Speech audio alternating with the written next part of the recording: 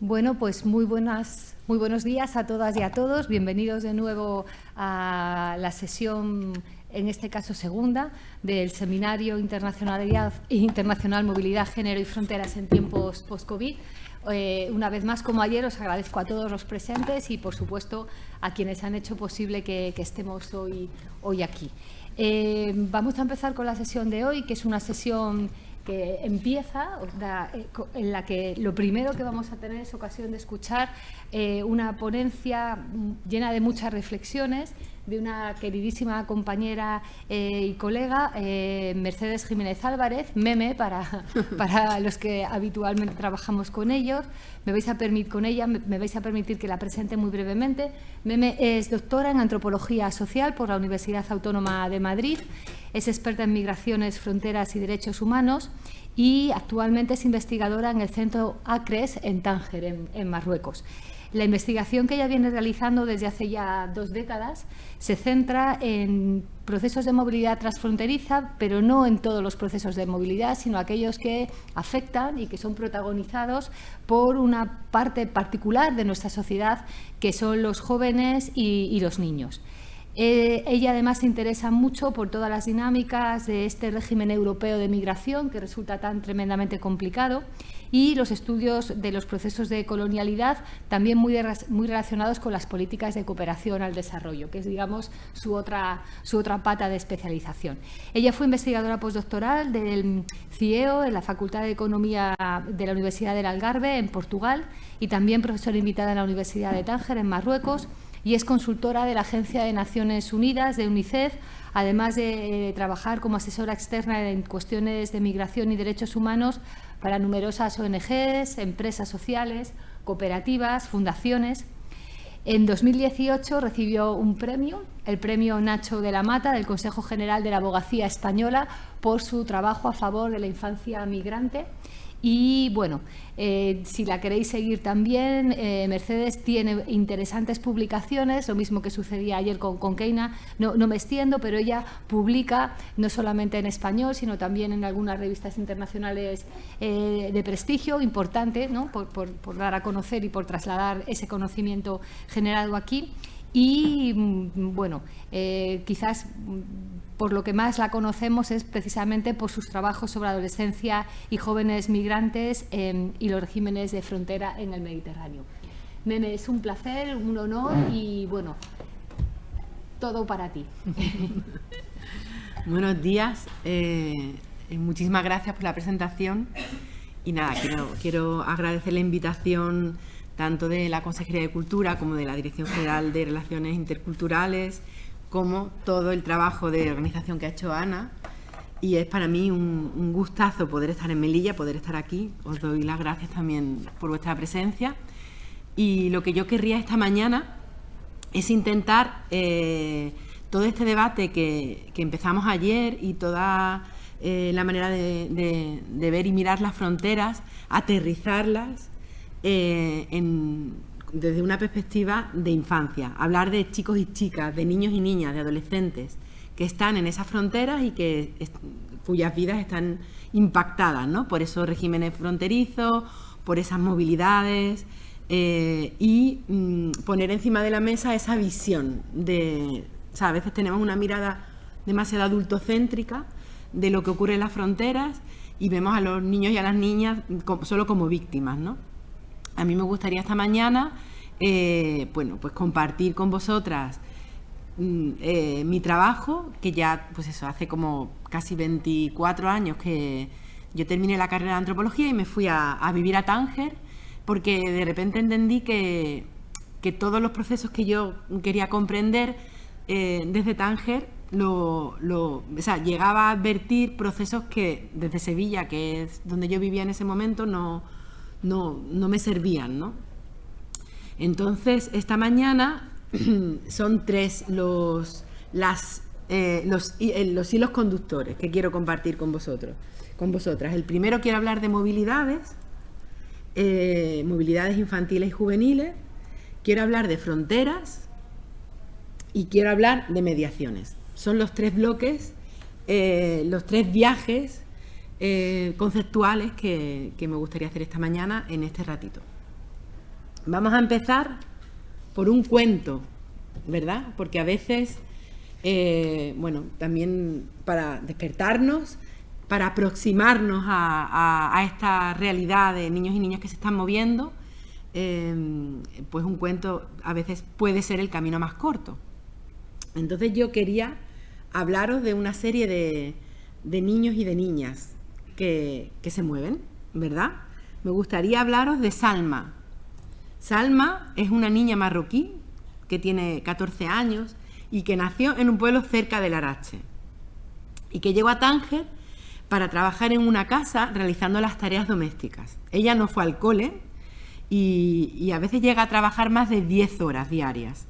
Según la ley del 2016, que se legisló en Marruecos sobre el trabajo doméstico, es una persona menor de edad y no debe trabajar. Es una niña explotada laboralmente. Y hay en concreto una asociación, que es la asociación INSAF, que tiene toda una campaña de denuncia sobre estas situaciones de explotación laboral. Pero además de Salma, querría hablaros de su prima. Salma tiene una prima que se llama Amal. Y cuando Amal tenía 13 años, cruzó la frontera de Fenidek a Ceuta. Ahora vive en Donosti y en casa de su tía. Y estudia segundo de la ESO. Y también trabaja cuidando a sus primos pequeños, igual que Salma. Hace la comida, limpia la casa. Dirán de ella que es una niña inmigrada. Pero si la viéramos dentro de un año, cuando tras una pelea con su tía termine tutelada por la administración en un centro de protección, entonces dirán de ella que es una menor extranjera no acompañada en situación de desamparo. Además de Salma y de Amal, vamos a hablar de Rashid. Rashid es el primo paterno de Salma. Nació en España y vive en Gerona y estudia sexto de primaria. Y algunos estudios sociológicos dirán de él que es un menor de origen marroquí.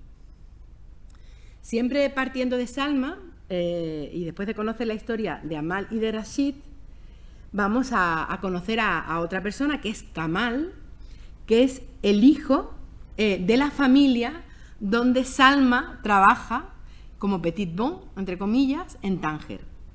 Kamal va a cumplir 18 años a final de este año y estudia en el Instituto de Educación Secundaria Severo Ochoa, que pertenece a la red de centros escolares españoles en Marruecos. Terminó segundo de bachillerato y aprobó la EBAU y cruzó la frontera como menor de edad con un visado de estudiante para irse a Granada a estudiar el grado de traducción e interpretación. Para sus profes es un estudiante nuevo y para sus compañeros un novato más.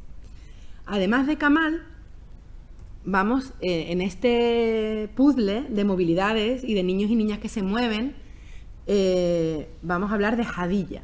Hadilla es la prima de Kamal y tiene también 17 años. Y también estudiaba en este mismo instituto, pero ella se va a Bruselas a estudiar a la Universidad Libre de Bruselas porque a su padre le han nombrado embajador de Marruecos en este país. Entonces ella va a formar parte del cuerpo diplomático y se va a convertir en una persona expatriada con un pasaporte diplomático y no va a tener que pedir un visado de estudiante para poder moverse. En esta misma clase de segundo de bachillerato también está Pilar. Pilar llegó a Tánger, es española y llegó a Tánger porque su madre tuvo la única posibilidad laboral de trabajar en una multinacional, en Inditex, y entonces se tuvo que ir a Tánger a trabajar. No le quedó otra posibilidad porque ya en la ciudad en la que vivía no podía trabajar y decidió con esta posibilidad laboral de irse a Marruecos. Y Pilar lo que más le costó de segundo de bachillerato fue aprender árabe, porque ella nunca había estudiado y le costó mucho. Ella no tuvo que pedir ningún visado para entrar en Marruecos. En esta misma calle donde Salma trabajaba, cada mañana cuando iba a comprar el pan a la panadería para prepararle el desayuno a Kamal, se encontraba en esta esquina con Badar, que era un chico de Benimelal. Badar tenía 16 años y dentro de pocas semanas, si lo viéramos dentro de pocas semanas, cruzará el estrecho debajo de un camión desde el puerto Tangermet. Y cuando él llegue justo se metió debajo de un camión y llegó a una gasolinera cerca de Málaga. y al salir de debajo del camión desconcertado, como era un chico corpulento, la policía no se creerá que es menor de edad y le hará la prueba de determinación de la edad para verificar su edad y saldrá mayor de edad. Además de Badar, con Badar, en esa misma calle donde vive Salma y que iba a comprar el pan para hacer el desayuno a Kamal, además estaba Alal, que es el primo de Badar, también de Benimelal. Badar también cruzó la frontera con su primo, pero él directamente se fue a Murcia, porque allí estaba su primo Hisham, y se fue a coger melocotones. Y realmente cuando él llegó para trabajar, el empresario que contrataba a Hisham, pues vio a su primo y le pareció que, bueno, que lo contrataba, y ahí se puso a trabajar. Para el empresario será un temporero más al que puede precarizar, y para la prensa un sin papeles, entre comillas. Pero además, en esta ciudad de Tánger también tenemos a Yusef. Yusef, que tiene 6 años y que vive en una creche, porque cuando nació su madre no se podía ocupar de él y lo abandonó. El procurador del rey declaró que estaba en situación de abandono, y entonces una familia de Valencia le hizo una kafala, le hizo una tutela dativa, y se fue al consulado de España en Tánger para hacer los larguísimos trámites necesarios para conseguir un visado. Para el Ministerio de Justicia, este menor será un menor kafalado más, y para el consulado de España en Tánger, finalmente consiguió un visado y se fueron a Valencia en un barco, cruzando el estrecho desde Tánger. Pero en ese mismo barco en el que viajaba Yusef, este niño de 6 años, también viajaba Sufian. ¿Quién es Sufian? Bueno, pues Sufian era un chaval del Arache, con bastante carácter, cuyo padre era un militar retirado. Su padre había conseguido un visado de turismo. ¿Y por qué iba Sufian con su padre a Málaga? Iban de vacaciones. Habían conseguido un visado de turismo, iban de vacaciones para visitar a un hermano. Pero realmente el padre de Sufian sabía que no iba, o sea, le iba a proponer a Sufian que se quedara en este pueblo de Málaga, porque él quería volver a casarse, porque la madre de Sufian había fallecido, y entonces sabía que Sufian jamás iba a aceptar esa situación. Entonces le iba a proponer quedarse, y él volvería a Marruecos para poder seguir haciendo su vida. En ese mismo barco que salió con Yusef y con Sufian de Tánger, al día siguiente llegó una patera a las Islas Canarias, donde viajaba Aisatu. Aisatu era una niña que vivía con su madre, venían de Camerún y vivían y mendigaban en esa misma calle donde vivía Salma. Y cada vez que salía a comprar el pan para preparar el desayuno a Kamal, se encontraba con Aisatu. Aisatu llegó a Canarias después de estar 7 meses intentando cruzar y vivir y mendigar en la calle cerca de la casa donde trabajaba Salma. Y ya me callo. Para deciros, este cuento es la historia de niños y niñas que se mueven. Y en función de... es algo obvio, ¿no? En función de cómo estos niños y estas niñas se mueven, son construidos políticamente. Hay movilidades más cómodas y hay movilidades más incómodas. En estos últimos 20 años se ha hipervisibilizado, de forma alienante, como dice Amina Vargas, que como sabéis es mi maestra, una forma de moverse. Niños y niñas forman parte de las movilidades contemporáneas desde siempre, pero la manera de cruzar la frontera de manera no acompañada, dejando a su familia atrás, ha hecho que se hipervisibilice lo que jurídicamente se ha denominado los niños y niñas no acompañados, menores extranjeros no acompañados. A mí me gusta, justo estaba yo en el aeropuerto Charles de Gaulle de París y vi este servicio de menores no acompañados, y me ayudaba a deconstruir la etiqueta, ¿no?, que socialmente se ha construido sobre estos niños que se mueven. Este es el servicio de menores no acompañados de cualquier compañía aérea. Entonces, cuando cualquier menor quiere viajar, se recurre a este servicio de menor no acompañado para que viaje sin sus padres. Esa manera de viajar no acompañada se ha resemantizado en un contexto donde los regímenes fronterizos han criminalizado y criminalizan o victimizan a estos adolescentes que se mueven solos. Entonces, esta mañana, como os decía, yo querría tratar esta realidad de estas movilidades, esta reflexión a partir de 3 ideas: de las movilidades, de las fronteras y de las mediaciones. Mi trabajo durante estos últimos 20 años ha tenido que ver con comprender y partir y analizar la visión de los chicos y chicas que están moviéndose. Y después de, no solamente de la tesis doctoral, de diferentes lecturas y de diferentes trabajos y de estar a la escucha también, acompañando muchas familias, muchos chicos y chicas, a mí me gusta entender que hablamos de migraciones autónomas para conceptualizarlas de manera positiva. El hecho de que los chicos y chicas se muevan de manera diferente a las movilidades vinculadas a la familia hace que a veces sean percibidos como migraciones incómodas.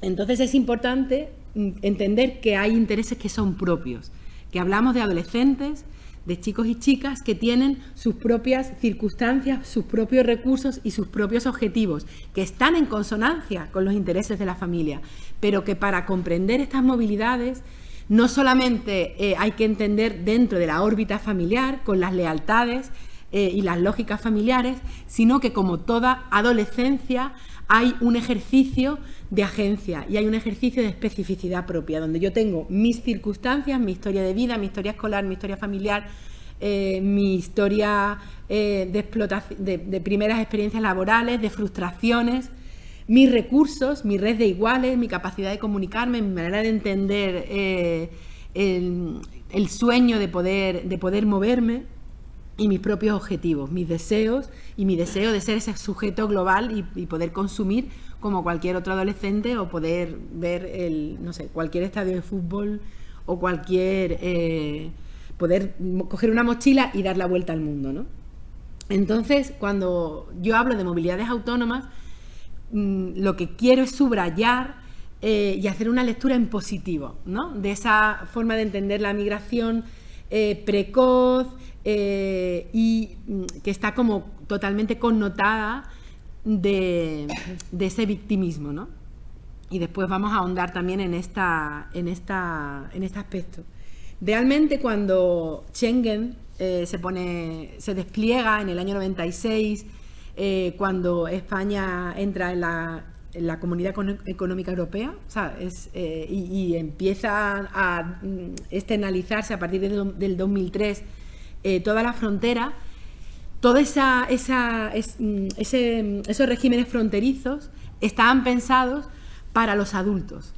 Estaba toda esa frontera desplegada, todas esas tecnologías del control, todas las lógicas fronterizas están pensadas para controlar adultos, no para controlar personas menores de edad. Cuando el que cruza la frontera es un menor de edad, entra en contradicción, se produce una gran contradicción que creo que a día de hoy la mayor parte de los estados de derecho no saben solventar. Y hablo no solamente del Mediterráneo, sino que podríamos hablar de otras regiones del mundo, como lo que pasa en Norteamérica, entre México y Estados Unidos, o lo que pasa entre Guatemala y México, con toda la presencia de niños y niñas en movimiento de Centroamérica.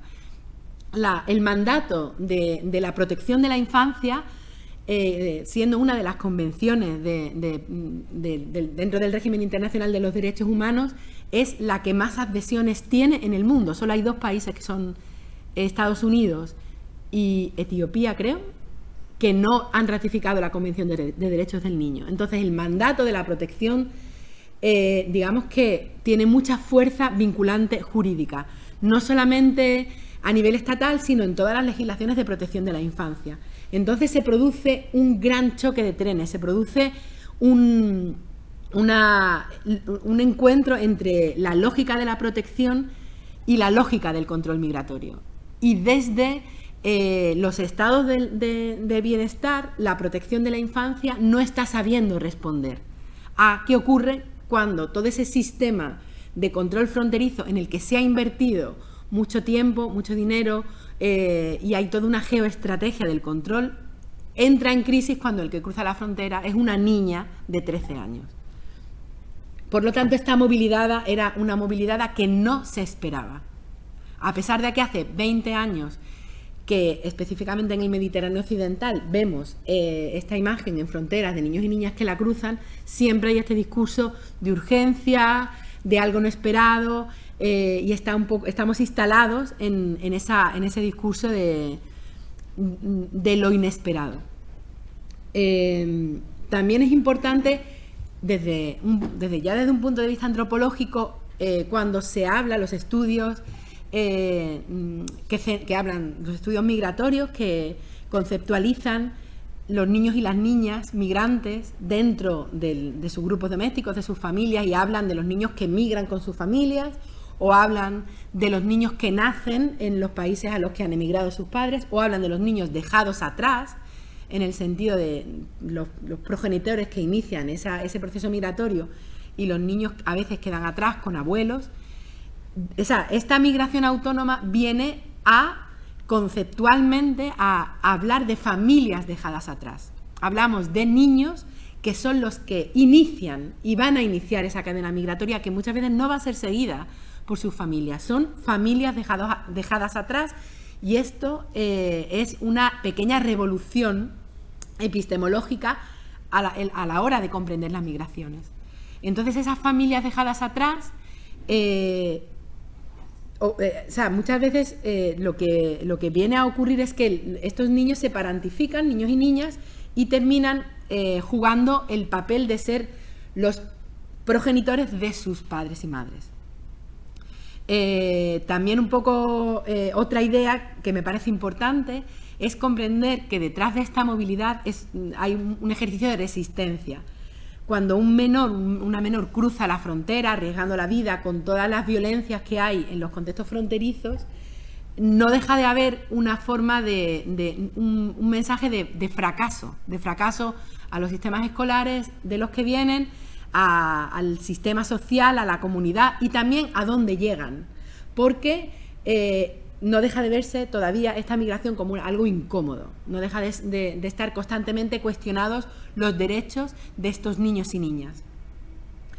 Y para terminar de hablar de movilidades, a mí el mapa que más me fascina y que creo que nos ayuda a comprender la dimensión de estas movilidades y de entender que la movilidad es el recurso con el que cuentan estos adolescentes como forma de contestación a esos regímenes fronterizos del control, es este mapa. Este mapa lo elabora una trabajadora social en Estocolmo, en el año 2016.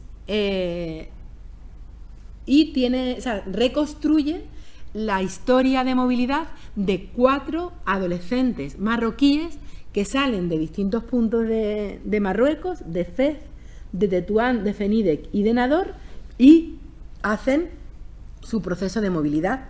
Algunos por Melilla, otros por Ceuta, todos pasan por Andalucía, o por Málaga o por Córdoba, se reagrupan en Madrid o Barcelona. Importantísimo lo que está ocurriendo también en la frontera con Irún, en Euskadi, y toda la movilidad que existe entre Cataluña y Francia, y todos se reagrupan en París. Estamos hablando de menores que viajan sin pasaporte, sin dinero, y de recurso a recurso.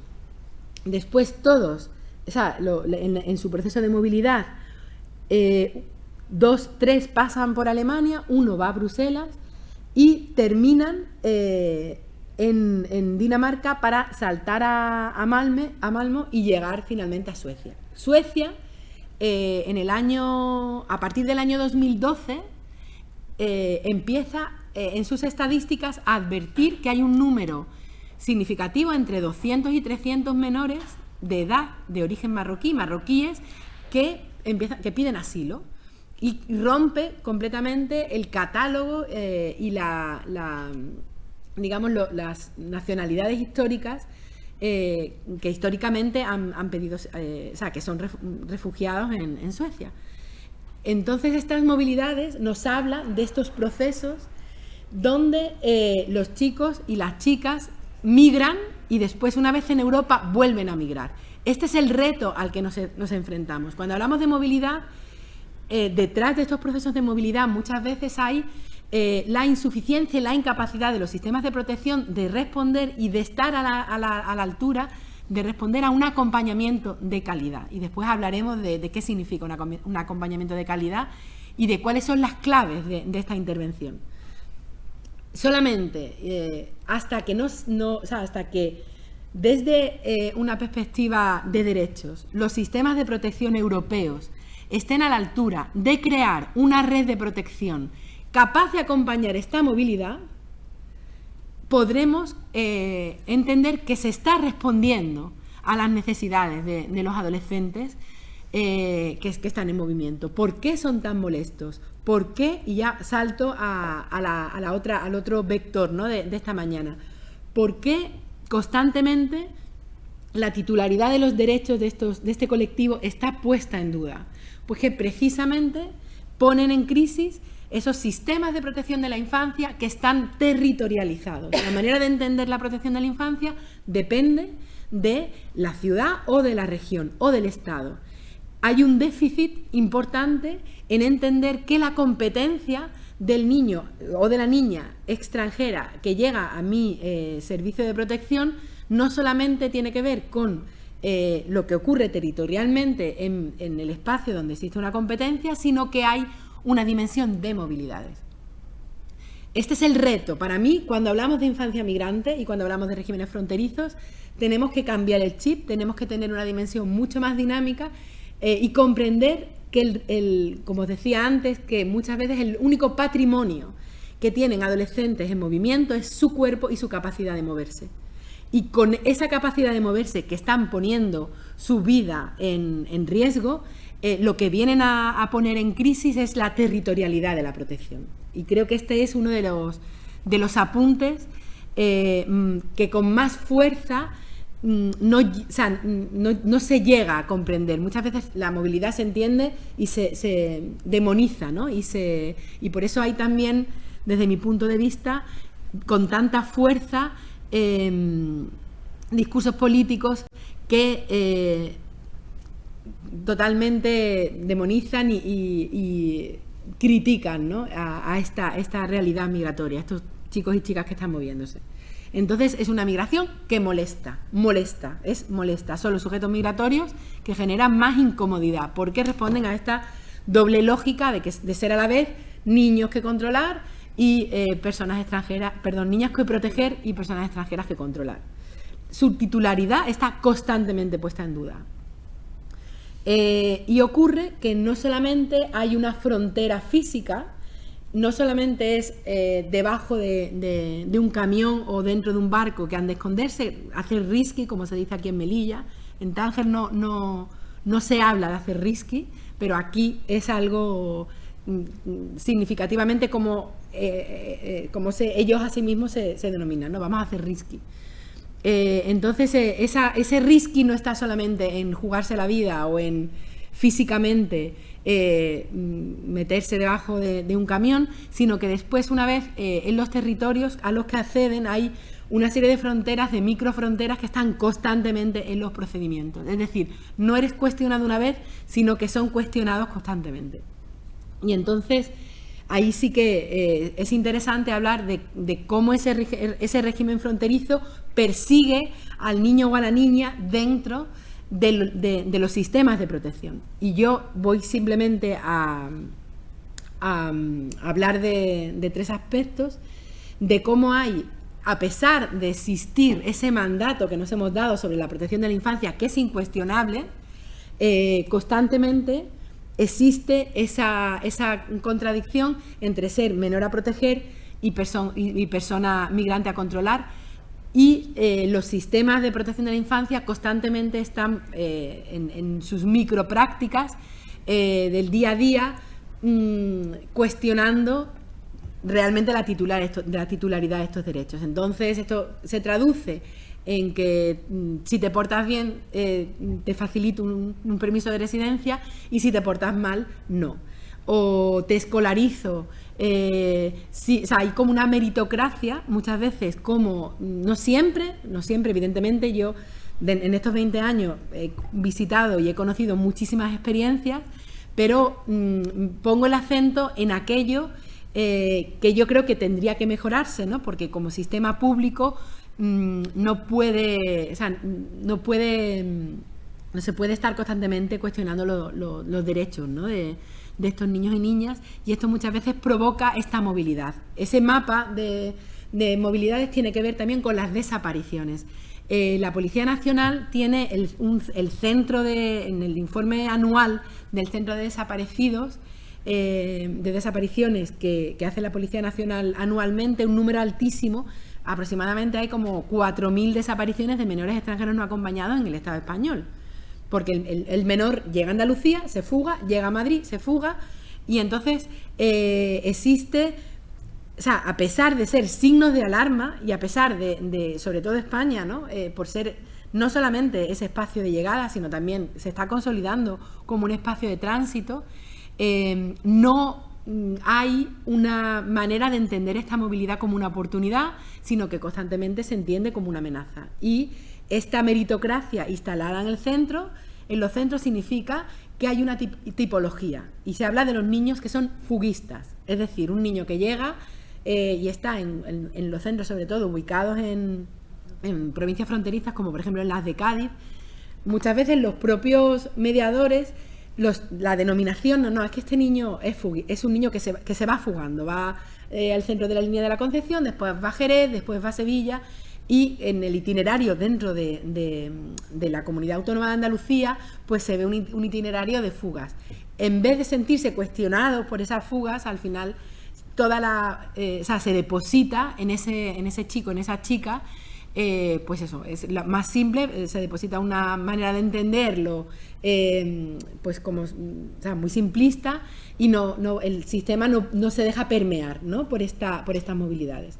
Entonces, pues constantemente, aunque la ley está muy clara, la Ley de Protección de la Infancia es bastante progresista, la Ley Orgánica de Protección Jurídica del Menor, tanto la del 96 como la del 2005, la del 2015, perdón, como las leyes de protección de las distintas comunidades autónomas, pero ocurre que hay esa lógica que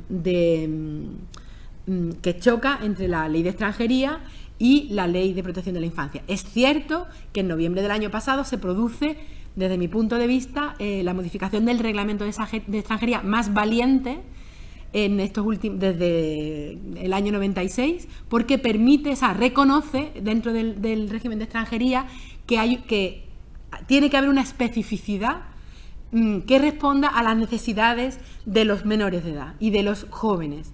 Entonces, en la reforma del reglamento se ha permitido que 9.500 jóvenes accedan a algo fundamental como es poder tener un permiso de residencia. Esto también es importante. Digamos que debería ser el punto de partida. Hemos tardado 20 años porque esta modificación del reglamento de extranjería se ha conseguido gracias a una movilización del tejido asociativo, y desgraciadamente hay muchos chicos y muchas chicas que han terminado con unos procesos vitales totalmente fracasados por un régimen de extranjería que no estaba adaptado a la realidad de que un chaval de 18 años no puede trabajar y no puede contar con esos requisitos de ingresos y de contrato de trabajo, etcétera, que eran necesarios antes. Entonces esto también es importante. ¿Qué ocurre? Que el reglamento de extranjería pone el dedo en lo que debe ser, y es en la calidad, en el acompañamiento a la transición a la vida adulta. Ahí, en ese derecho a ser mayor de edad, con todos los instrumentos necesarios para poder llegar a tener una autonomía económica, a poder ser un adulto con referentes, a poder tener un paso, o sea, poder ser un adulto feliz de alguna manera, es donde ahora mismo está el debate. Y lo dejaré para el final, que voy a hablar un poquito de intervención. Otras fronteras también, además de las legislativas, está en la manera en la que, aunque la ley esté muy clara, cómo esa ley se aplica. Muchas veces en los procedimientos administrativos acontece y se plasman todas estas microfronteras. Muchos de los chicos y chicas que han cruzado físicamente la frontera se han encontrado con la gran frontera, que es la prueba de determinación de la edad, y aquí ha hecho falta un trabajo de litigio estratégico de algunas entidades, como por ejemplo la Fundación Raíces, por toda la desprotección que generaba un decreto de mayoría de edad que era muchas veces no era recurrible. Entonces se dan unos laberintos administrativos que hacían que un menor de edad pues terminara, por ejemplo, en un CIE, siendo menor de edad, teniendo un documento de menor de edad, pero un decreto de mayoría. Entonces también en el Estado español ha habido y hay estas microfronteras que siguen constantemente cuestionando la titularidad de los derechos de chicos y chicas y que los abocan a situaciones completamente ridículas. Y como, o sea, Nayat Mijit, que es una doctora fundadora de la Asociación Beatty, que en la actualidad es la relatora de Naciones Unidas para la violencia contra la violencia de niños y niñas, y justo estuvo ha estado en España visitando diferentes proyectos la semana pasada y conmemorando el 20 de noviembre, hablaba de ese racismo institucional que está dentro de los procedimientos y cómo faltan mecanismos que adviertan cómo estas fronteras ejecutivas al final traslucen, ¿no?, una forma de racismo específicamente hacia la infancia extranjera en nuestro país. Y por último, no solamente las fronteras son físicas, no solamente están en las leyes y en los procedimientos, sino también está en la manera de entender, en la ideología y en la manera de construir qué es un niño en movimiento, ¿no? Y aquí, volviendo y enlazando con el debate de ayer, cómo la prensa habla de esta infancia en movimiento, creo que, y también enlazando con lo que contaba, bueno, tanto Keina como lo que desarrollábamos en la mesa, hay tres maneras en la que muchas veces se conceptualiza esta infancia en movimiento. Desde el humanitarismo, y por ejemplo recuerdo la imagen, ¿no?, de Aylan, de este niño ahogado en la frontera de Siria, ¿no?, que generó toda una ola de solidaridad y después pasó. Y hablábamos de las redes sociales, ¿no?, y hablábamos ayer de la importancia de construir esa sensibilidad, ¿no? Pero ocurre, para mí, yo soy muy crítica. Si ponemos en Google niño muerto ahogado, siempre van a salir niños muertos ahogados. Nunca es un niño blanco, siempre son niños extranjeros, siempre son niños africanos, siempre son niños como Aylan, ¿no? Entonces, siempre pienso qué enferma tiene que estar la sociedad europea si para construir un proceso de sensibilización tenemos que exhibir la muerte, ¿no? Y esto un poco enlaza con el debate de ayer. ¿Qué procesos, mediáticamente, qué legitimamos y qué no legitimamos? Porque estamos construyendo, estamos exhibiendo la muerte y hablo también de todo lo que ocurre en el Mediterráneo, ¿no? Cuántas imágenes de personas ahogadas, muertas, cuerpos flotando, que para mí no llega a cambiar absolutamente nada y lo que hace es una y otra vez actualizar la muerte de esos familiares de esa persona que está fallecida, ¿no? Y nos falta, hay también una cosificación. Si hay una cosificación de las personas adultas, imaginaos más de la infancia, ¿no?, que además tiene este plus de compasión y de humanitarismo. Existe este discurso de humanitarista cuando hablamos de infancia migrante y también de urgencia, ¿no? Estamos instalados en esta urgencia porque es más cómodo. En Andalucía, en el año 2018, llegaron 7.500 menores a Costa. Y todos los discursos políticos de ese momento era un discurso basado en la urgencia. Como si en Andalucía, desde hace 20 años, no existiera, no estuviéramos ante esta realidad cada verano. Pero, sin embargo, el discurso de la urgencia viene a desdibujar las responsabilidades políticas, ¿no? Entonces, cuando hablamos de infancia migrante, una y otra vez está este componente de urgencia y, por último, este componente de compasión, pobrecitos, que desplaza un discurso de derechos. Entonces, creo que también existe esta frontera ideológica, y por no hablar, y esto ya a lo mejor lo podemos tratar en el debate, de cómo se ha cosificado, o sea, cómo determinados grupos de extrema izquierda han hecho una estrategia política para conseguir votos a partir de la construcción de lo que es un menor extranjero no acompañado, ¿no? Extrema derecha. Extrema derecha. ¿He dicho extrema izquierda? Perdón, he dicho extrema derecha, perdón. Entonces, también hay toda una construcción ideológica que se hace encima de una mesa trazando un discurso y busca unos efectos. No es casualidad. Y esto es importante decirlo. Voy a ir terminando, no sé cuánto tiempo me queda. Vamos bien. Pues voy a ir terminando en una dimensión muy práctica. Además de ser académica, yo, bueno, pues desde mi condición de antropóloga, también he trabajado en intervención social 10 años en Tánger, en la Asociación Alzheimer, y después en distintos colectivos, ¿no? En la parte de intervenir, de proponer, de comprender que muchas veces la frontera es una división, pero otras muchas veces es una oportunidad. Entonces me gustaría terminar esta intervención reflexionando sobre los retos, sobre cómo intermediar entre esas movilidades incomprendidas muchas veces, que no son significativas, y esas fronteras que una y otra vez criminalizan a estos niños en movimiento. Para mí la síntesis, el punto de encuentro, es intentar mediar en la interconexión.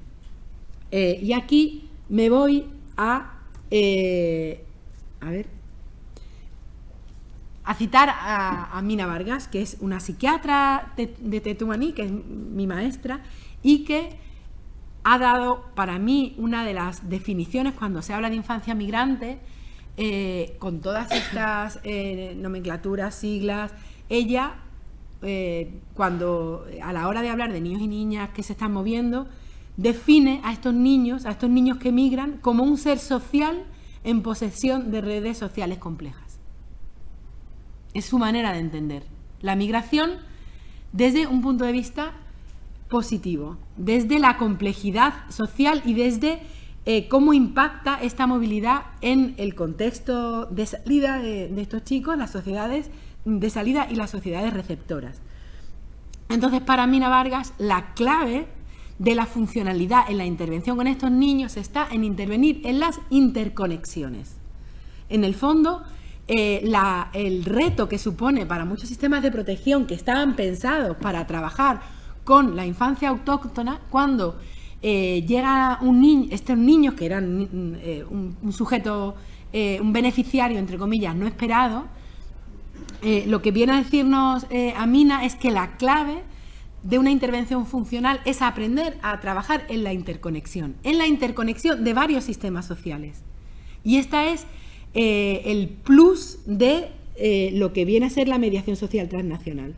Cuando hablamos de mediación social transnacional, entendemos que es una manera de hacer bailar en esta mapa de movilidades que hemos visto al principio. La clave de la intervención funcional sería hacer bailar a todos esos sistemas por los que los chicos y chicas van pasando, desde esta perspectiva transnacional. Amina, además, al hablar y al pensar a estos chavales, a estos chicos y chicas, como personas con múltiples pertenencias, donde los sistemas sociales a los que llegan tienen que acompañarlos a completar ese proceso de ser adultos de forma significativa, obliga a que exista este deseo, más que deseo, esta obligatoriedad de ponernos a trabajar en red. Entonces se entiende y Amina entiende estos procesos migratorios desde un punto de vista holístico y entiende que estos chicos y chicas son chicos y chicas con historia. Muchas veces detrás del concepto jurídico menor extranjero no acompañado, que a mí jurídicamente me parece que es muy potente, aunque creo que el concepto jurídico se ha extrapolado y se ha utilizado de manera criminalizadora, pero lo que ocurre es que deja de comprender a estos chavales como chicos y chicas con historia. Son menores no acompañados y toda la historia anterior no se visibiliza, no importa. Por eso, al hablar de migraciones autónomas, esto nos ayuda a comprender esa complejidad y esta manera de intervenir.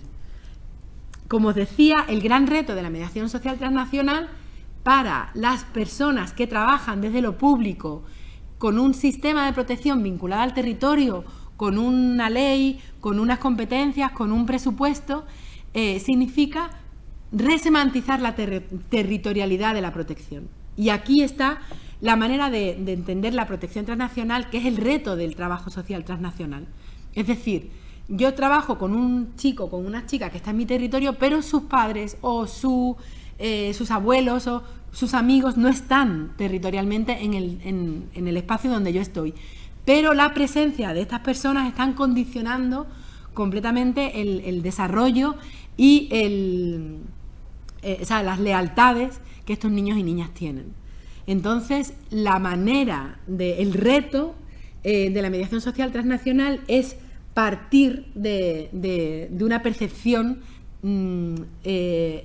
transnacional de cómo estos niños tienen que ser protegidos. Hablamos de la necesidad de construir este contexto psicosocioeducativo entre el tejido asociativo, entre las instituciones públicas, entre los propios chicos y chicas, para no criminalizar el proceso migratorio, sino acompañarlo. La realidad es, o sea, los chicos y chicas se están moviendo, es un hecho. Si los tratamos bien, si hay esa atención funcional, gana la sociedad a la que llegan. Si los tratamos mal, pierde la sociedad a la que llega, porque los chicos y chicas están aquí y van a seguir moviéndose. Y van a seguir moviéndose en ese ejercicio, en ese mapa de las movilidades. Entonces también es importante comprender que ese contexto psicosocioeducativo hace que quien gane sea la sociedad a la que los chavales llegan. Y lo importante de la mediación social transnacional es devolver la responsabilidad a quien la tienen, hacer que los niños sean niños y hacer que las familias, padres y madres, sean padres y madres. No al revés. Esa parantificación donde los niños tienen ese mandato de tengo que trabajar porque tengo que enviar dinero, tengo que salvar a mi familia, se resemantiza. Entonces esto, para mí, dentro de la mediación social transnacional, se reformula. Muchas veces las familias no tienen información suficiente, no comprenden la complejidad de los procesos migratorios y necesitan un acompañamiento para comprender y para que se module, ¿no?, muchas veces el mandato y los mensajes que los chicos y chicas reciben.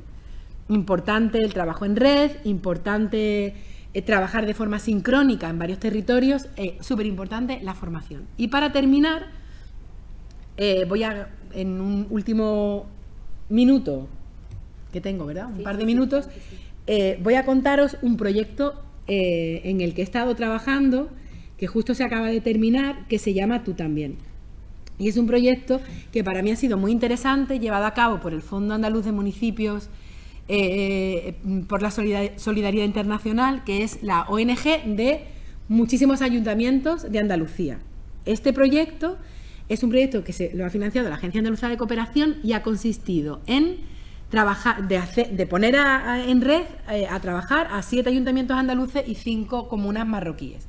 Entonces, durante 2 años, en Salarache, Tetuán, Martil, Nador y Usda han estado como ciudades locales que no tienen competencias en protección de la infancia, pero sí tienen competencias en lo que es la protección social de la población que está en su territorio, de la misma forma que los ayuntamientos no tienen competencias de protección de la infancia, pero tienen competencias los servicios sociales comunitarios de todos los jóvenes tutelados que pasan por sus espacios.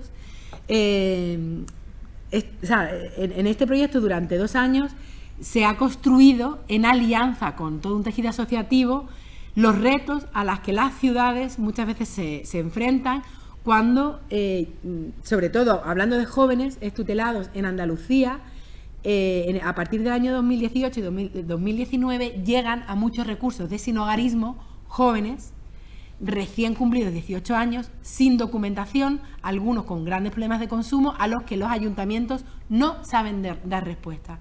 Ante esa realidad, bueno, pues nace este pequeño proyecto con la intencionalidad de empezar a reflexionar y partiendo de esa mediación social transnacional. Y hemos hecho durante 2 años esta reflexión de cómo construir esta red transnacional entre ayuntamientos de Andalucía y norte de Marruecos. En el sentido de que hay, por ejemplo, chicos y chicas que llegan a los sistemas de protección en Andalucía que no tienen documentación. ¿Por qué no tienen carta nacional? Y entonces nunca no han estado inscritos en el Estado civil en Marruecos. Y entonces el proceso para poder tener un permiso de residencia es mucho más largo. Hemos creado sinergias con entidades que en Marruecos están trabajando y están apoyando esa documentación, que esto tiene que pasar por un juez de familia, para que todos estos chicos que llegan, chicos y chicas, no vean, o sea, el proceso de poder estar documentados no esté obstaculizado por estas cuestiones documentales. También, por ejemplo, a la hora de obtener un libro de familia, pues en caso de chicos y de familias que estaban separadas, la madre, por ejemplo, no tenía acceso al Hadda Madanía, al libro de familia, y entonces ha habido asociaciones en Marruecos que han apoyado a los mediadores de la Junta de Andalucía en superar estos obstáculos. De la misma manera que muchos chicos y chicas también subsaharianas que pasan por Marruecos y llegan a Andalucía y que han pasado por algunas de las entidades y por estas ciudades, por ejemplo por Nador, se ha conseguido que las entidades estén en red para intercambiar información, por ejemplo, sobre los procesos migratorios tan plagados de violencias que han tenido algunos de estos chicos y estas chicas, y ha sido la base para que puedan pedir protección internacional o protección subsidiaria en Andalucía. Quiero decir que la clave es entender la frontera como una oportunidad y pensar que la mediación social transnacional, cuando las instituciones se la creen, que siempre las instituciones se la creen porque le empuja a la sociedad civil. Es difícil, a veces, bueno, sí hay un funcionario o hay personas dentro de la administración pública que tienen esta especial manera de entender o se lo creen de alguna manera, pero siempre ha sido el tejido asociativo, está siendo el tejido asociativo quien está abriendo esta otra manera de entender la cercanía como una oportunidad. Entonces, en concreto en este proyecto, pues se lanza este mensaje de cómo construir una protección transnacional entre territorios que somos vecinos, partiendo de que esa proximidad es una oportunidad y esa frontera no es un límite, sino que al final es una manera para pensar otras formas de protección. Bueno, y aquí lo dejo. Muchas gracias.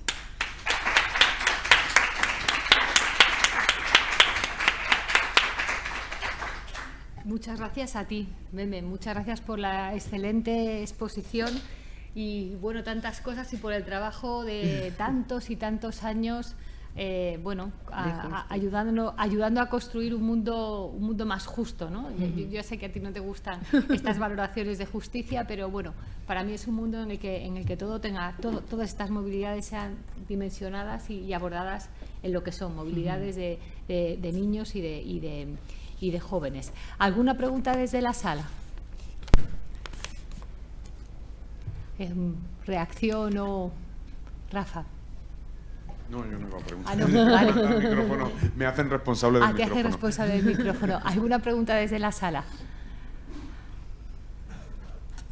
Sí, Pedro.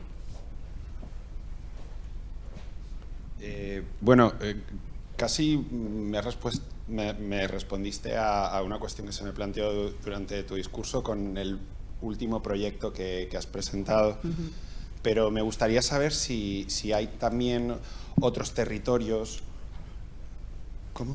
Perdón. Otros territorios o países a nivel europeo que sean ejemplo de buenas prácticas en esta gestión sobre los menores no acompañados, ¿no? Que puedan servir también de modelos de referencia pues a ciudades como Melilla, ¿por qué no? O a otros territorios o espacios de España. Yo, por ejemplo, sí que rescataría este mapa, o sea, el mapa de movilidades se construye desde los servicios sociales de la ciudad de Suecia, de Estocolmo. Entonces sí que, más que una buena práctica, yo creo que fue interesante cómo desde lo público intentaron comprender por qué había 200 menores marroquíes en un país como Suecia. Y a partir de ahí llevaron a cabo una investigación y entonces fueron contactando en los diferentes países con las distintas entidades que habían acogido a estos chicos hasta llegar a Marruecos. Entonces, me parece que, o sea, como ejemplo, ¿no?, de cómo desde lo público muchas veces, para intentar comprender pues eso, las movilidades, los retos a los que muchas veces se tienen que enfrentar, pues esto, en concreto o sea, era el servicio, o sea, era una trabajadora social que estaba adscrita a la parte de tráfico y trata dentro de la institución en Suecia, porque al final advertían unos procesos, a medida que iban, o sea, que estos chavales se iban desplazando hacia el norte de Europa, advertían que eran cooptados por redes de tráfico, de explotación laboral y de explotación sexual. Y entonces desandaron el camino que los chicos habían hecho, chicos y chicas. Entonces, como práctica pública, a mí me pareció interesante, porque al final, por ejemplo, bueno, hay una anécdota uno de los policías que trabajan dentro de este equipo se pasea por la ciudad de Estocolmo con un gorro Ghibli, porque hay muchos chavales que son de Tánger. Y entonces los chavales lo reconocían, era un policía, o sea, con una competencia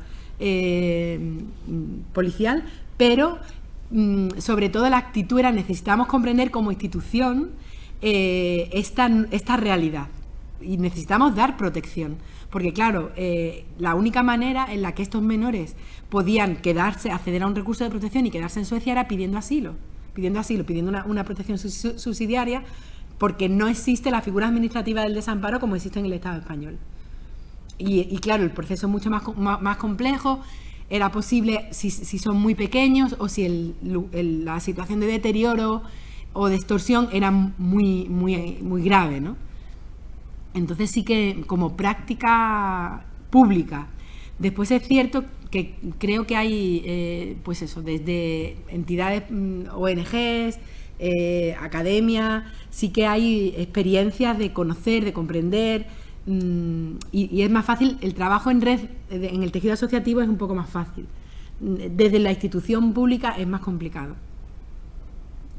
Y una segunda cuestión sería si en el propio devenir de los últimos 10 años de este auge de los movimientos y partidos de extrema derecha, ¿habéis tenido tiempo, o sea, realizar algún tipo de análisis a nivel europeo o a nivel nacional sobre si estas violencias ya per se ejercidas sobre los menores y los jóvenes migrantes en Europa, si se ha endurecido o se han desarrollado políticas o acciones públicas e institucionales que hayan perjudicado o empeorado aún más la situación de estos jóvenes en Europa?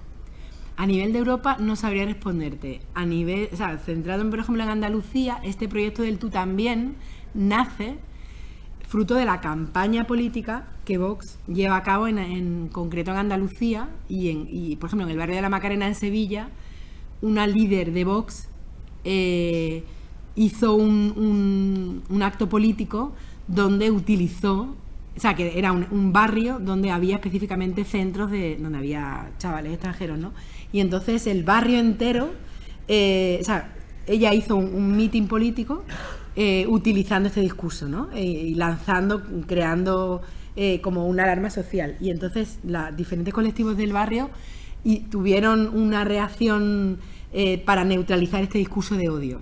Y a raíz de esa reacción por parte del tejido asociativo, en concreto del barrio de la Macarena en Sevilla, se pensó este proyecto del Tú También para pensar que intentar primero dar desde lo público un mensaje claro de no a los discursos de odio y apostar por un discurso de inclusión desde la comunidad como la única manera de entender que somos vecinos y desde las personas que viven en un territorio forman parte de él. Entonces hay como también un componente de una campaña de comunicación en los ayuntamientos. Claro, habría que ver si llega tarde, ¿no? Porque yo sí que creo que el discurso de odio a veces tiene un efecto dañino muy veloz, y todas las formas los discursos contrahegemónicos que intentan parar ese discurso de odio muchas veces no son tan rápidos, y no, por no hablar de la justicia, porque por ejemplo en Madrid yo creo que la Fiscalía no entendió que había acto delictivo en ese cartel que se puso en el metro durante las elecciones, durante el proceso electoral último, ¿no? Entonces, a veces no hay... el discurso de odio tiene un componente destructivo que es muy difícil contraatacar a nivel mediático. Yo quería... No, tú y luego Rafa, sí. Yo quería preguntarte si tuvieras que resumir así 2 o 3 cambios importantes desde que empiezas a trabajar con menores, tanto desde el punto de vista académico como militante, en estos 20 años, si podías decir cosas o 3 cuestiones, decir, mira, pues ha pasado esto, eso por un lado. Y luego otra cosa que tiene que ver con lo que preguntaba Pedro, con el impacto de la extrema derecha en la situación, porque yo siempre pienso que es verdad que tú has dicho, bueno, en Andalucía pasó esto, pero a mí me da la impresión de que con otras temáticas en general, más allá de, digamos, de poner de manifiesto un espacio de impunidad para los discursos del odio, como que la extrema derecha no ha modificado especialmente la situación, y a veces se convierte en una manera de blanquear otras partes del espectro político. Entonces quería saber tu opinión también en relación con lo que te estaba preguntando Pedro en este sentido. Si te parece, Meme, recogemos las 4 palabras y así, pues que a lo mejor hay cosas que se complementan y te resulta más fácil la respuesta. Yo quería preguntarte, una valoración sobre el sistema del acogimiento familiar, por ponerlo también en relación con el trabajo que ha venido haciendo la Fundación Por Causa, que Cristina lo podrá explicar mejor, pero entiendo que presenta el acogimiento familiar como una forma de acompañamiento mucho más valorizante, digamos, y de reconocimiento que los centros de internamiento, pero sí en este planteamiento que tú haces de acompañamiento de la migración, si no puede ser quizás el acompañamiento familiar un freno en el que a lo mejor los jóvenes los niños no quieran quedarse con las familias porque simplemente quieran continuar su camino. No conozco bien cómo estaba la situación. Aquí Maite, y aquí delante el compañero. Hombre, yo quería compartir una preocupación, reflexión, y no sé si a lo mejor me tiene la respuesta para esto. Es sobre los chavales que cumplen 18 años en Melilla. Entonces se van a la península, algunos tienen amigos, otros se van a la aventura. No hay una continuidad, no hay un acompañamiento, sobre todo a los de Melilla, porque distintas comunidades autónomas sí sé que tienen pisos para la vida adulta, ¿no? Pero aquí en Melilla no lo hay. Entonces los chavales cuando van, al no ser niños tutelados por la comunidad autónoma de tal, de cual y de cual, no se les acoge, ¿no? Y entonces, viendo un poco lo que has comentado de la territorialidad, Yo creo que ahí está el quid de la cuestión, ¿no? Porque igual que los chavales que salen del CETI van a un recurso y en ese recurso están 6 meses, 1 año, el tiempo que sea, que les puede dar tiempo como a acostumbrarse al nuevo sitio donde están y a tener otro tipo de expectativas. Los chavales que salen de la Purísima se encuentran que no tienen ningún soporte. Entonces, y que se tienen que buscar la vida a partir de cero, ¿no? En el momento que llegan a Málaga. Entonces, un poco, si hay algo que se pueda hacer por ello, o si el tema de la territorialidad hace que se le acabe al cumplir los 18 años las perspectivas. Te refiero a los de Ceuta y Melilla, porque yo sé que, bueno, que en la península sí que hay piso para la vida adulta y hay otra serie de cosas, pero a estos niños de Ceuta y Melilla, ¿qué les queda? Gracias. Aquí delante, sí. Hola, muchas gracias por compartir todo esto. Cuando estábamos hablando de la representación de estas personas menores de edad, me estaba acordando mucho de una campaña que hizo Málaga Acoge, que no conozco en total profundidad, pero sé que hubo mucho debate interno sobre, para empezar, si utilizar la palabra mena o no. Y luego, pues, lo que hicieron fue una campaña muy local, dirigida a las localidades donde tienen los pisos de acogida para estos chicos y chicas. Y bueno, y eran carteles del tipo, el 71% de los menas prefiere un extra de queso en su pizza, o el 80% de los menas canta en la ducha. Cosas, pues... Sí, la conozco. Y claro, entonces, por un lado estaba pensando en efectivamente, porque al final apunta, ¿no?, que es la sociedad civil, organizada o no, la que empuja a determinados cambios. Entonces, como que tenemos que seguir trabajando y en esa línea, pero luego también me surge porque no quiero generalizar, pero la percepción, las construcciones, o sea, todo el aparato epistemológico de los profesionales que están trabajando con estos chicos y chicas o sea, yo cuando estaba en Madrid no me dedicaba a acompañar a chicos y chicas, pero sí tenía muchos compañeros de trabajo que sí lo hacían, y se encontraban con que, claro, tenían que acompañar al chico porque el chico estaba, pues esto de que llegas al centro, te echan del centro porque has hecho no sé qué, te echan, me refiero a que te castigan fuera en la puerta, si no cumples con determinadas cosas no te hacen los papeles, o sea, subordinando el cumplimiento de la legalidad al ejercicio del poder de la persona que estuviera ahí de turno.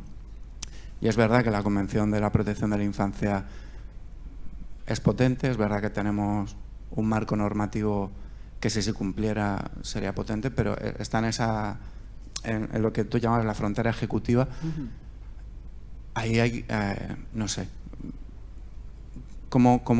la pregunta sería si, con toda tu experiencia estando trabajando en esto, ¿por dónde se podría empezar a meter mano ahí?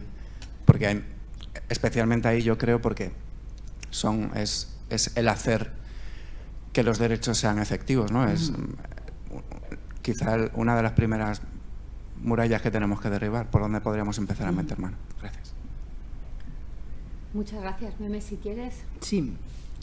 Bueno, respondiendo a Nines, yo elegiría, o sea, en estos 20 años, o sea, yo terminé la carrera en 1997, era voluntaria de Sevilla Acoge y le daba clase de español a 5 niños marroquíes. Y me fui a Tánger para localizar a una de las familias de estos niños que no sabía que su hijo estaba vivo. Porque en ese momento no había internet, no había teléfono. Y entonces, ¿sabes? Yo recuerdo, pues eso, ¿no? En ese momento, cada vez que había un naufragio en el estrecho, hacíamos una concentración. Os estoy hablando del año 96-97, ¿no? Si yo tuviera en estos 25 años más que decir que he visto, ¿no? Que como académica, como persona, como antropóloga, como mujer, realmente elegiría el proceso o sea, como la ferocidad de las fronteras y la violencia cada vez ha ido yendo a más, ¿no? Como de algo que nunca era un contexto amable, pero sí como ese proceso de recortar derechos, de cada vez más tecnologías del control, de una valla cada vez más alta, de procedimientos administrativos cada vez más o sea, como más absurdos, más vulneradores. Yo recuerdo en el año 2004 había una instrucción de la Fiscalía General del Estado que entendía que cuando un menor llegaba a costa estaba emancipado y se permitía, y esto, Maite, lo hemos vivido, como a partir de los 16 años, como se entendía que estaba emancipado, se le podía deportar y se le expulsaba con una orden, se le incoaba un expediente de expulsión y se le deportaba, se le expulsaba con 16 años sin asistencia letrada, desde Motril. Entonces, evidentemente, ese contexto era muy agresivo, ¿no? Después todo esto se va modificando, pero al final vemos, pues, por ejemplo, todo el tema de determinación de la edad, como tras el disfraz de la protección está de forma patente el control, o sea, en la primera intencionalidad de la Fiscalía. La Fiscalía tiene que proteger. Y ves cómo, después de todo este ejercicio de todo lo que se pone en marcha de deportar, desde el 97, todos los centros de menores que se construyen en Marruecos para deportar menores, se resemantiza, y siempre se resemantiza hacia más control. Siempre, o sea, hay un discurso de derechos, pero una lógica, o sea, la neurosis cada vez es mayor. Si yo tuviera que elegir algo que he ido presenciando, es esto, en todos los sentidos, en aquella frontera y en esta. Y ayer lo decía, en el año 2013 Marruecos legisla la Estrategia Nacional de Inmigración y Asilo con un discurso de derechos humanos armonizado con la Convención de Trabajadores Migrantes, que Marruecos ratifica en el año 91. Pero a la vez, o sea, yo que he trabajado en temas de cooperación y me gustaría poder cuantificar cuántos proyectos la Unión Europea está ejecutando en Marruecos ahora mismo en temas de protección de personas migrantes, no solamente con el Fondo Fiduciario, sino de todas las agencias de cooperación coreana, japonesa, la cooperación norteamericana, más todo el dinero de la Unión Europea, para una población que no llega a 100.000 personas, porque es que ahora mismo en Marruecos no hay más de 100.000 personas extranjeras, específicamente de comunidades subsaharianas. Es que casi que a veces es más fácil dividir el dinero y decirle, mira, constrúyete un microproyecto, ¿no? Pero a la par vemos cada vez la vulneración más sistemática de derechos, bueno, no solamente lo que pasó en Melilla en junio el 24 de junio, sino lo mismo también, de alguna manera, ese mismo proceso de neurosis yo también lo veo en Europa. Como que cada vez el discurso de derechos humanos es más exquisito y la manera de control también, como decía el compañero, ¿no? Es que al final un menor se tiene que enfrentar a la relación de poder que tiene un educador que decide que no voy porque te portas mal, porque, yo qué sé, porque también entiendo que muchas veces se trabaja en una fractura, totalmente respetando el trabajo de un montón de compañeras que trabajan en la intervención directa, que tienen muchísimas contradicciones, con mucha precariedad laboral, lo que hablábamos también ayer, ¿no? O sea, se trabaja en una fractura, intentando atender, o sea, es una gran contradicción con todos los procesos de precarización laboral del tercer sector, ¿no? Entonces, como si tuviera que elegir esa ferocidad. Sobre el tema de cómo se utiliza, ¿no? ese blanqueamiento del discurso, ¿no? Yo creo que, o sea, lo que me parece importante es reconocer que Vox decidió y construyó, o sea, hay una decisión tomada encima de la mesa, no es algo espontáneo, ¿no? Que se decide lanzar o sea, como una cortina de humo para que no se entre en determinados temas, ¿no? Y para hacer ruido. Pero sigo pensando que que ha habido mucha contestación desde la sociedad civil, pero desde las instituciones que deben contrarrestar los discursos de odio y todo el instrumental jurídico que existe, no ha habido una respuesta contundente desde mi punto de vista. Todo el tema del acogimiento familiar me parece súper interesante. Es cierto que en el programa de acogimiento familiar que existe, y te hablo, por ejemplo, el que conozco un poco, que es a nivel de Andalucía, y en general en todas las comunidades autónomas, muy pocos menores extranjeros pueden ser beneficiarios de estos programas de acogimiento familiar mientras son menores. Creo que realmente el modelo de acogida es un modelo mientras más individualizado, mientras más parecido a la familia, pues claro, sin duda, mientras más personalizado, mientras la construcción educativa se parezca más a una familia, pues potencialmente, educativamente tiene muchísimo más potencial. ¿Qué ocurre? Que también a veces hay una percepción de entender la cultura como algo que se prescribe y como una forma de control. Entonces, vale, vamos a proponerle a familias marroquíes que sean familias acogedoras de los niños marroquíes. ¿Por qué? ¿No? Que esto sí que a veces se ha intentado y no ha funcionado. O centros, por ejemplo, recuerdo un centro en Sevilla de una entidad que el modelo educativo era un modelo construido como una familia marroquí. Entonces había una cocinera que hacía comida marroquí, un educador que trasladaba un rol paternal y una mezquita dentro del centro. Quiero decir que a veces se prescribe la cultura como si fuera una medicina.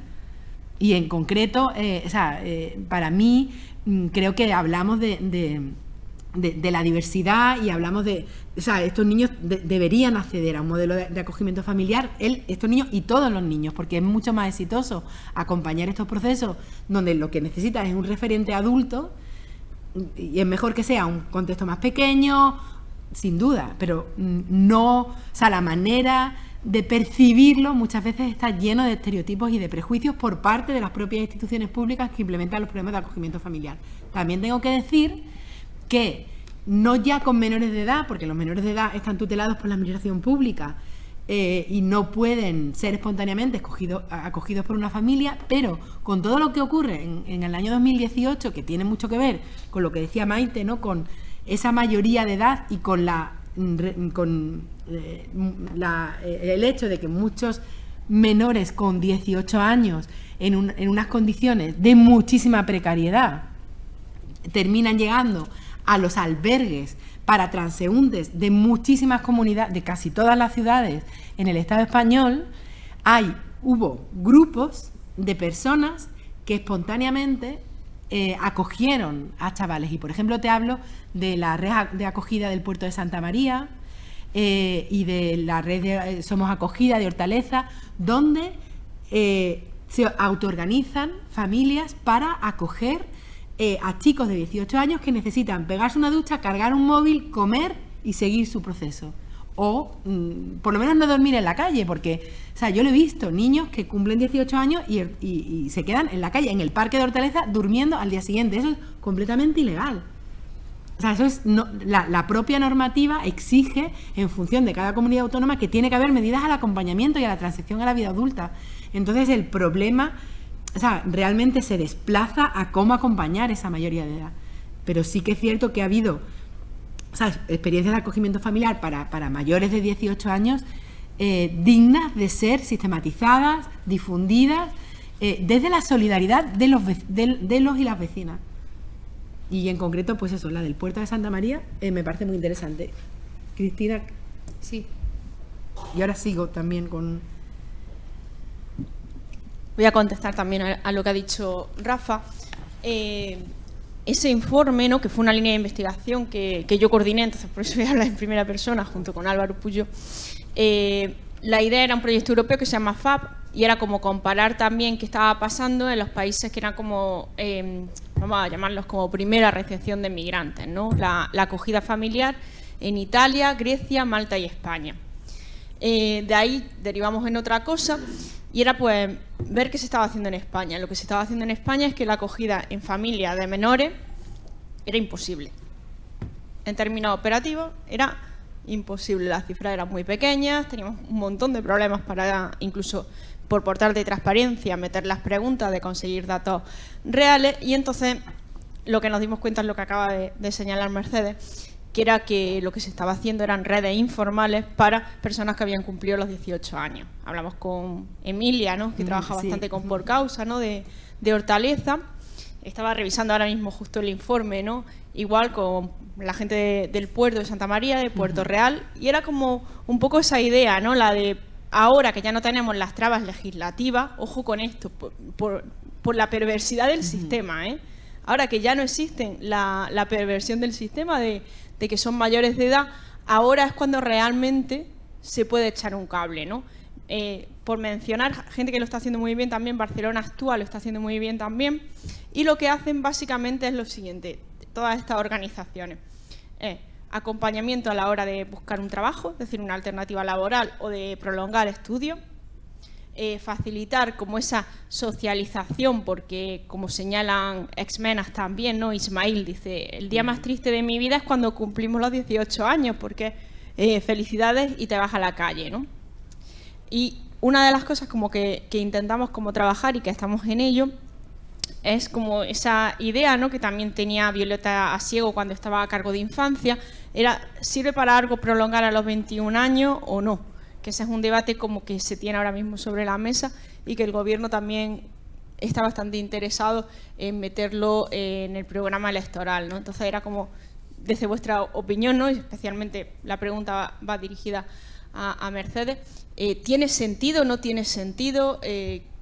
Si lo ves como una posible como alternativa o si no, o si se puede hacer como lo que es mi opinión personal, como ese sistema como puente de pisos compartidos entre los 18 y 21, pero como tutelados, como no desde el control, sino desde como seguir un poco esa vía, si tú lo veías o no lo veías, como tu opinión. Fenomenal. Voy a responder vinculando la pregunta de Maite y lo que acabas de comentar, porque voy a entrar dentro de la realidad de la mayoría de edad, de cumplir 18 años.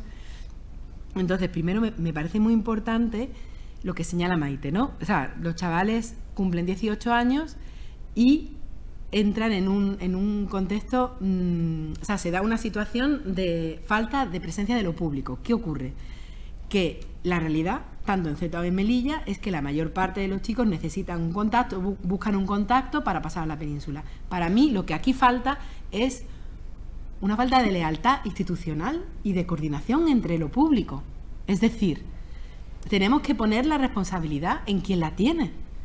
Y después de haber hecho todo el diagnóstico del proyecto de Tú También, y después también trabajamos con Save the Children, porque nos contrataron para ver la situación de los chicos menores de edad fuera del sistema de protección. Y haciendo esta investigación justo después del COVID, en el año 2021, lo que nos dimos cuenta es que quien estaba en situación de calle eran los chicos extutelados. Chicos que cruzan y se van al Puche, por ejemplo, y están en Almería, y están en los invernaderos, y están en Huelva, y están en distintos espacios en Andalucía, y después van a Madrid y terminan en... O sea, hay una movilidad altísima. ¿Qué ocurre, Maite? Que yo creo que aquí hay una responsabilidad pública de coordinación, de espacios de coordinación entre las ciudades autónomas. Porque los niños, o sea, los chavales cruzan, los recursos existen. Si es que Andalucía, ¿cuántos chicos están recibiendo? O sea, todos pasan, claro, territorialmente todos pasan por Andalucía. Entonces, hay, de hecho, o sea, ya se da diferentes redes espontáneas de solidaridad, pero lo que falta es el gesto público de, vale, nos coordinamos. ¿Quién tiene que liderar esa coordinación? Es que no tiene sentido que no haya entre Andalucía, Ceuta y Melilla un espacio de coordinación, o sea, un cómputo de cuántos chavales cumplen 18 años, de qué recursos existen. Esto es una responsabilidad de lo público, una cartografía de qué hay, qué no hay, porque espontáneamente esto ya está ocurriendo. Ocurre entre Melilla y Jerez, por las entidades que trabajan en red, por los contactos personales, ocurre entre Ceuta y bueno, y ahora sí hay un proyecto específico de la Fundación Raíces que está posibilitando el paso de chavales con 18 años, esa transición a la vida adulta. Entonces yo creo que aquí hay una responsabilidad de lo público que no me parece tan difícil, porque al final los recursos están, lo único que hace falta es reconocer quién tendría que liderar esta coordinación institucional. ¿Quién gana en este desorden? Porque yo sé quién pierde. Pierden los chicos. Pero ¿por qué no hay este ejercicio? Si hay otros espacios de coordinación, ¿por qué no potenciarlo? Y esto, o sea, en estos 2 años de este proyecto que hemos llevado a cabo, en Andalucía es casi tan grande como Portugal. Luego, es muy difícil llegar a cartografiar qué recursos hay, pero es posible. Y de hecho también a nivel incluso de presupuesto general, a nivel de Andalucía, hay mucho más recursos. ¿Por qué no armonizarlo? ¿Cuántas plazas hay? Recursos de media intensidad, recursos de baja intensidad. O sea, cartografiemos lo institucional y lo no institucional y coordinemos. Pero para mí hay una falta, hay una deslealtad institucional en este sentido, porque creo que lo público tiene ese mandato de coordinación, o sea, tiene que coordinarse. Y ahí me remito un poco a todo el debate de la movilidad. Lo que viene a poner en crisis es lo que los adultos no hacen. O sea, es que al final los chavales de 18 años están tocando cuestiones claves de coordinación multinivel institucional, ¿no? Entonces, por un lado, yo creo que, sin duda, como sociedad civil nos estamos dejando la piel, pero es que aquí hay una obligación desde lo público y realmente a mí no me parece tan complicado. Falta la voluntad política de generar orden y de generar, o sea, si hay circuitos informales, no es tan difícil hacerlos un poco más formales, porque al final están los recursos, está el dinero, falta esa legitimidad de quién coordina, ¿no? Esto por un lado. Y en relación a si serviría un acompañamiento hasta los 21, o sea, yo creo que no deja de ser una ficción el entender que una persona a los 18 años está preparado para comenzar una vida adulta. A ningún chico autóctono se le pide eso. O sea, no deja de ser algo que es fruto de su condición de extranjero. ¿Qué programa de política, de formación profesional, de empleabilidad, de juventud? Si es que somos jóvenes hasta los 35 años, según las políticas europeas. O sea, tenemos que reconocer que ese paso a la mayoría de edad de 18 años es una exigencia forzada. Nadie con 18 años está capacitado para iniciar un proceso de transición a la vida adulta con el nivel de exigencia que se pide a estos chavales extranjeros. Y encima hablamos de chicos que no tienen una formación normalizada y que tienen muchas veces procesos de capacitación profesional muy breves. Luego es que los estamos abocando a la precariedad y hay entidades que se están dejando la piel, entre ellas la Fundación Raíces, para hacerlo con los instrumentos que hay, hacerlo con la mayor cualidad posible, pero es que no, es que es realmente, es una vara de medir para mí injusta. Y yo que trabajo en cooperación al desarrollo, podría deciros cómo muchas ONGs reciben asistencia técnica de grandes profesionales, porque una de las líneas claves del Plan Director de la Cooperación Española, no solamente en Marruecos, os hablo de toda Centroamérica, está la capacitación socioprofesional de jóvenes. O sea, si tenemos profesionales que están haciendo cooperación al desarrollo y entidades que están haciendo cooperación al desarrollo con un montón, con una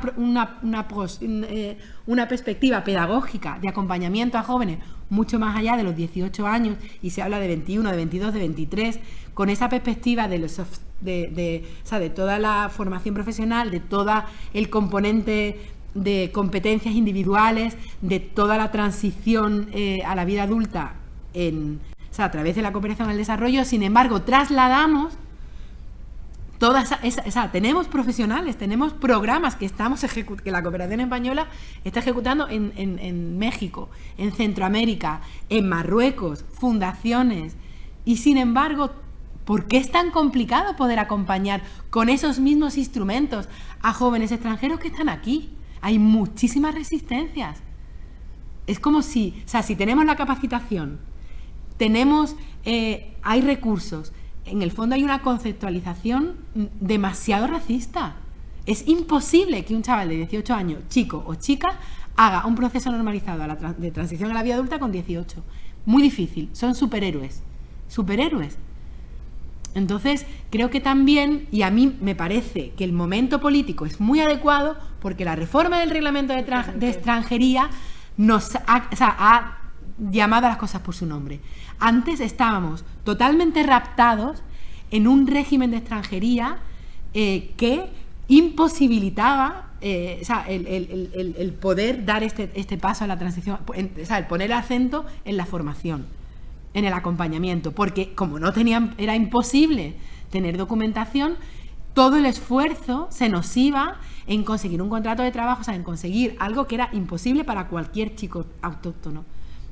Entonces creo que desde noviembre del año pasado y con la aplicación, o sea, con estos 9.500 chavales que se han regularizado, que eso también nos da una idea de la dimensión de cuántos hay y cuántos, a nivel también con las cifras se ha jugado mucho, y que también aquí no se ha producido ningún efecto llamada. O sea, ahora mismo un chaval que llega con 16 años tiene un permiso de residencia que se le renueva 2 años automáticamente a partir de los 18, ¿sabes? Entonces, esto no ha provocado que de repente haya 20.000 menores no acompañados en marroquíes en Ceuta y en Melilla para conseguir papeles, que ahora es muchísimo más fácil. Esto, luego, también poner en crisis, ¿no?, la perversión de que cuando se hacen políticas armonizadas, cuando se hacen políticas de extranjería armonizadas con la protección con las políticas de protección de la infancia y con la legislación, lo que estamos construyendo es un contexto más amable para poder trabajar, y quien gana es la sociedad de acogida. No gana, o sea, porque los chavales que vienen van a seguir viniendo y no se van a quedar aquí si no se les trata bien, van a seguir subiendo. Entonces me parece que el momento es muy propicio y el debate está en estos procesos de acompañamiento hacia 21, hacia 25 y hacia 35. ¿Por qué los jóvenes europeos tienen, o sea, todas las políticas europeas son hasta los 30 como mínimo? Si tú te lees todos los estudios que hablan de este concepto de cómo acompañar a la juventud, las políticas positivas en temas de vivienda, las políticas de empleabilidad, bueno, pues ellos son jóvenes, igual son extranjeros, pero son jóvenes. Debe primar más esa condición sociológica, ¿no?, de me tengo que buscar la vida, y el contexto, el contexto económico está desregularizado para todo el mundo. Si encima eres extranjero, no tienes red, no hablas bien la lengua y estás poco formado, pues todavía está más desregularizado para ti. Entonces yo creo que un poco enfocaría el debate en ese sentido, ¿no?, en que tenemos que ser más amables y que hay un racismo permeado, como decía el compañero.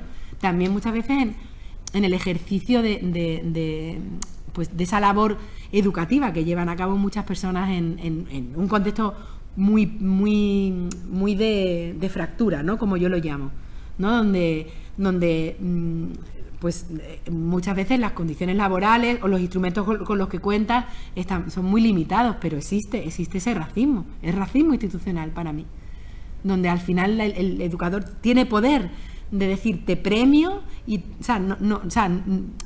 como que se utilizan los derechos como privilegios, ¿no? Y eso al final la relación educativa pues es muy deficitaria desde mi punto de vista, ¿no? Creo que hay otras experiencias de acompañamiento y de apostar por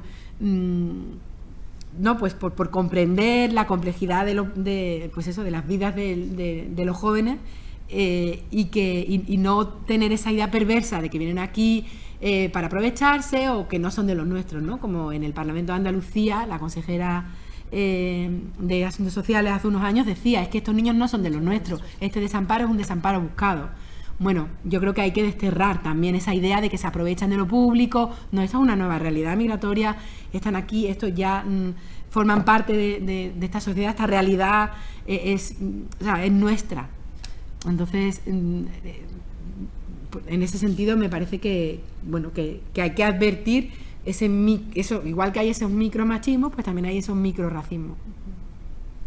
Pues muchísimas gracias, Meme. Nos has dejado, como siempre, con muchas preguntas. Nos has permitido también hablar de muchas cuestiones. Y bueno, muchas gracias por la sesión. Estoy segura de que vamos a seguir hablando y vamos a seguir viéndote en acción, porque quizás tu presencia aquí, ¿no?, se justifica plenamente por la cuestión académica, pero también por todo este conocimiento del tejido de ONGs, de esa academia comprometida, de esa interacción continua con la sociedad civil organizada y menos organizada. Y bueno, muchas gracias por la exposición y por todo el trabajo. Muchísimas gracias a vosotros.